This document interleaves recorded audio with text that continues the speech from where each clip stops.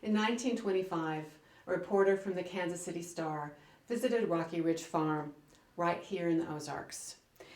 The reporter was here to interview the famous author who lived with her parents in what the reporter described as a demure and rambling farmhouse with 3 writing dens. One for the famous author herself, biographer, novelist, and journalist Rose Wilder Lane. One for the famous writers who sometimes visited her at the farmhouse, Dorothy Thompson, Catherine Brody, Genevieve Pankhurst. And finally, one for the famous author's mother herself, Laura Ingalls Wilder, who the reporter explained to her readers was a writer too. It's hard now to envision that Rose was the famous writer in the family almost 90 years ago, but her biographies of Herbert Hoover and Henry Ford were bestsellers. Her nonfiction work was serialized in such prominent national magazines as The Country Gentleman, Sunset, and Harper's, which also published Lane's short fiction. By the end of the 1920s, Rose Wilder Lane was one of the best-selling American writers of the day.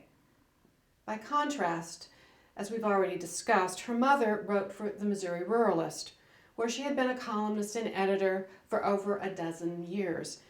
And although her editor gave her high praise, she knows farm folks and their problems as few women who write know them. And although the Missouri Ruralist was the state's leading agricultural newspaper, Wilder wasn't yet famous. She was simply a writer too. 5 years later, Rose Wilder Lane still lived in the rambling farmhouse with its 3 writing dens. But Laura Ingalls Wilder and her husband Almanzo lived here in the Rock House.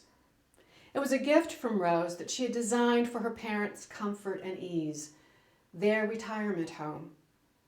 Rose had designed the house with everything she believed her parents would need, plus a few luxuries that were unique to the rural Ozarks at the time. Hot and cold soft water, steel casement windows, brass pipes, an electric range and refrigerator, a tiled bathroom, even a detached garage for the Wilders' 1923 Buick sedan. The one thing it didn't have? A writing den. But as far as Rose was concerned, she had created a space where her parents could enjoy a life of ease and retirement. As she wrote in her diary, parents comfortably established. After all, her mother Laura had just turned 63. But apparently, a retiring life of comfort and ease was not exactly what Laura Ingalls Wilder envisioned for herself. At some point in 1930, she purchased a supply of 50/50 and Big Chief tablets, number 2 lead pencils, found a space somewhere here in the Rock House, perhaps in the dining room with its view here in the living room of the Ozark Hills and beyond, and she began to write the story of her life. An autobiography, not a series of novels. She hadn't yet envisioned the Little House books. An autobiography, nonfiction, that would focus on her family's real pioneering experiences in the American West. She penciled the words Pioneer Girl across the cover of a 50/50 tablet and began her original manuscript with the words, Once Upon a Time. The manuscript would ultimately fill 4 tablets and span 16 years of Wilder's life, her memories from age 2 through 18. Pioneer Girl was a memoir, the truth as only Wilder remembered it. She wrote in first person, creating an intimate bond between herself and her future readers. I lay and looked through the opening in the wagon cover at the campfire. It was lonesome and so still with the stars shining down on the great flat land where no one lived. This was a very personal story in Wilder's own personal voice. Her story began in Indian Territory, southeastern Kansas, with her earliest memories as a 2-year-old. Then traced her family's moves north to Wisconsin, on to Minnesota, east to Iowa, where her family ran a hotel, then back to Minnesota and on to Dakota Territory, where the Ingalls family finally settled. Wilder ended her autobiography there in Dakota Territory on her wedding day. I was a little awed by my new estate, but I felt very much at home and very happy. I had a house and a home of my own, she wrote in Pioneer Girl. Wilder didn't keep a journal or diary about her daily life on Rocky Ridge Farm, so we don't know exactly when she started work on Pioneer Girl or even why she chose to write it. Why would a 63-year-old retired farm columnist and editor decide to write a memoir? Why tackle something so big and creatively challenging at this point in her life? We can only guess. But it's likely that Wilder's ambition to write professionally took root when she was 17 with Ambition, a theme she wrote for her favorite school teacher, dating from 1883. She saved this routine writing assignment for a lifetime, and it's now in the archives here at the Laura Ingalls Wilder Home and Museum. Wilder was obviously very proud of this piece. It was important to her. Perhaps more importantly, even at 17, she understood the virtues of revising and rewriting. She wrote a rough draft of Ambition, edited it and revised it, and on the other side of the paper, recopied her polished final draft. Wilder was already thinking like a writer. Wilder's first published work appeared in her hometown newspaper, the DeSmet News.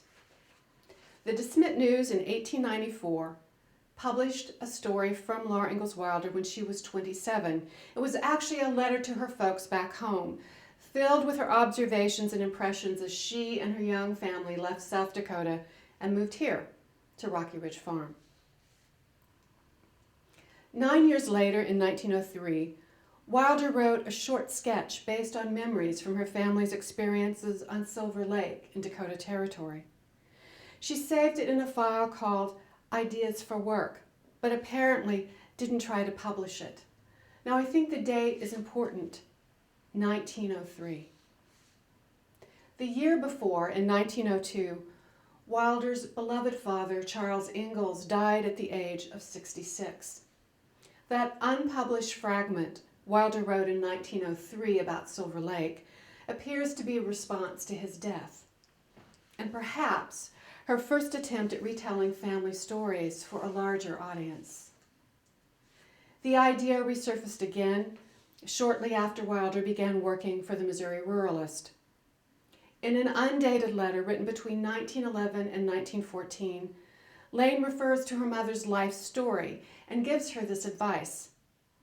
Just think you are writing a diary that no one anywhere will ever see, and put down all the things that you think, regardless. If Wilder wrote a draft of her life story at this point, it does not survive.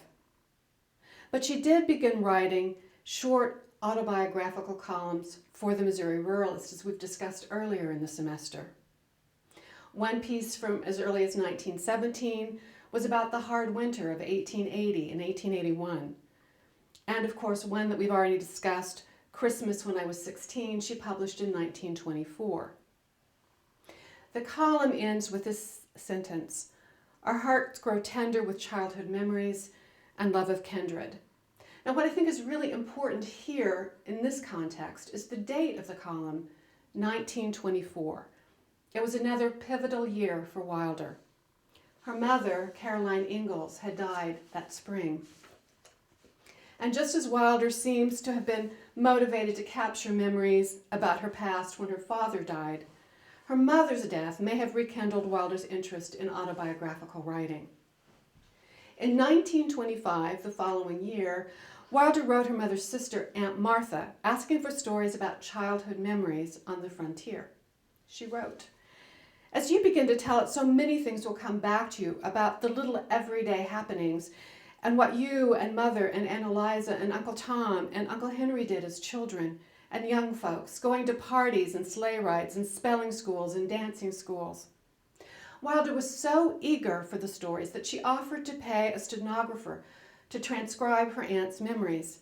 And her advice to her Aunt Martha was very similar to the advice Lane had provided a few years before.